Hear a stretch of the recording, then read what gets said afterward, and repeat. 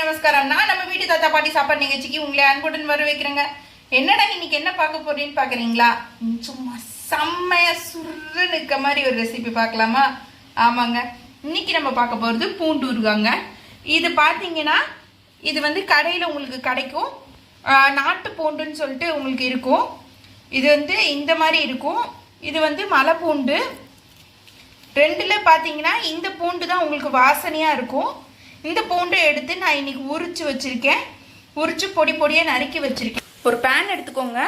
அதில் நல்லெண்ணெய் ஊற்றிக்கோங்க. நல்லா காஞ்சக்கப்புறம் இதில் வந்து கடுகு போட்டுக்கோங்க.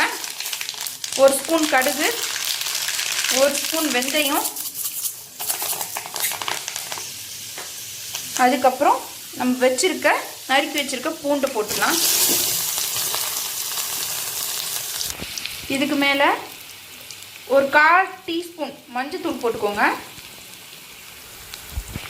ஒரு ஸ்பூன் பெருங்காயம் போட்டுக்கோங்க.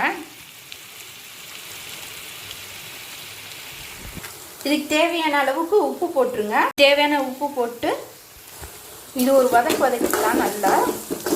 நல்லா பொரியிடும், நல்லா வதங்கணும்.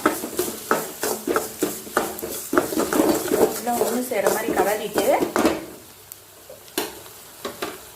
இப்போ வந்து இதுக்கு வந்து ஒரு நெல்லிக்காய் சைஸ் புளி, இந்த நெல்லிக்காய் சைஸ் புளி எடுத்திருக்கேன். அதை இதில் போட்டுறேன். ஒரு நெல்லிக்காய் சைஸ் புளி இதில் போட்டுட்டு அதையும் இதோட சேர்த்து வதக்கிக்கோங்க.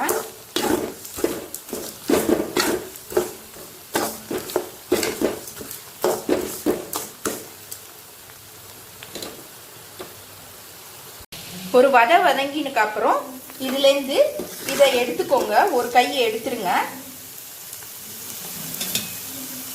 அந்த புளியோட சேர்த்து எடுத்திருக்கேன். ஸோ இது வந்து ஒரு கை மட்டும் தனியாக எடுத்துக்கோங்க. இப்போ இது கொஞ்சம் வதங்கிட்டு இருக்கட்டும். இது வந்து அதுக்குள்ளேயும் நம்ம வந்து இப்போ எடுத்ததை வந்து மிக்சியில் போட்டு ஒரு அரைச்சி எடுத்துகிட்டு வந்துடலாம். இது வந்துட்டுருக்கு. இப்போ நம்ம வந்து அந்த அரைச்ச இதை வந்து இதில் போட்டுடலாம். அரைச்சதையும் இதையும் ஒன்றா சேர்ந்து கலரி வச்சுக்கோங்க. கலரினீங்கன்னா இந்த மாதிரி நல்லா பிரிஞ்சு வரும். நல்லா எண்ணெய் பிரிஞ்சு வரணும். நல்லா கலர்னு கொதிக்கணும். ஆனால் அரைச்சிருக்கோம். கொஞ்சம் அந்த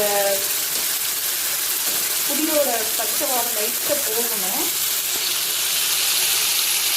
சரி, இப்போ என்ன பண்ணுங்க, பொடி போட்டுக்கோங்க. சில்லி பொடி அதை வந்து ஒரு 4 ஸ்பூன் போட்டுக்கோங்க.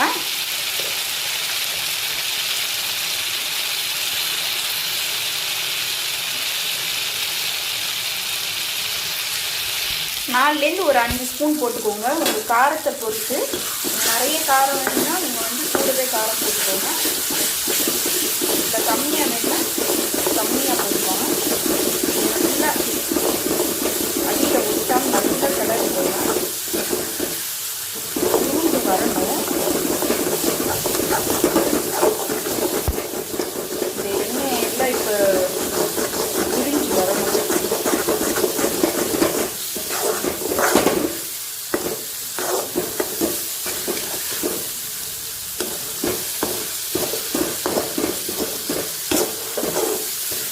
எண்ணெய் நல்லா பிரிஞ்சு வந்தால் தான் நம்மளுக்கு வந்து பார்த்தீங்கன்னா நல்லா இருக்கும், கெடாமல் இருக்கும். ரொம்ப நாள் வச்சுக்கலாம். நீங்கள் ஸ்டோரேஜ் பண்ணி ஒரு இந்த மாதிரி நல்ல கெடாமல் இருக்கணும்னா நல்ல புரிந்து வரணும்.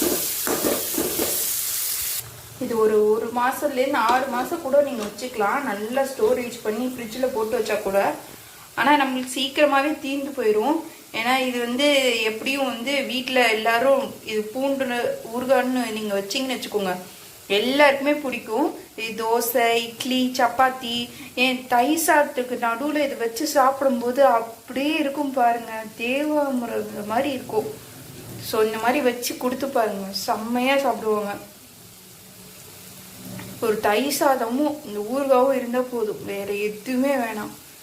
ஹெவன் அப்படின்னு சொல்லலாம். ஸோ நல்லா கொதிச்சு வருது. எண்ணெய் ஃபுல்லாக பிரிஞ்சு வருது பாருங்கள். கொஞ்சம் கூட ஒட்டாமல் அப்படியே வருது. இப்போ